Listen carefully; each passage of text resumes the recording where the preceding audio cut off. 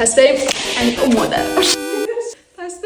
سلام. وای بچه ها دستم سوخت، دستکش خیلی کشش محکم بود. وقتی ذوق میکنم همیشه اینجوری میشه. بچه ها توی کلمپه از خرما استفاده میکنیم، ولی نه هر خرمایی. ما همیشه خودمون توی لوالیشس خرمای با کیفیت میگیریم، چرخش میکنیم، تازه درست میکنیم باش.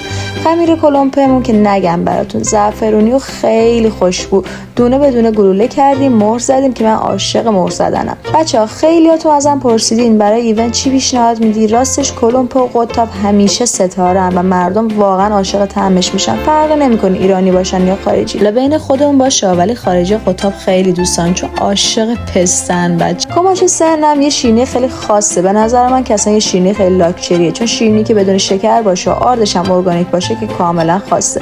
450 تا کلمپه آماده کردیم، همشون تازه و کلی ذوق. رفتیم که بریم به مراسم.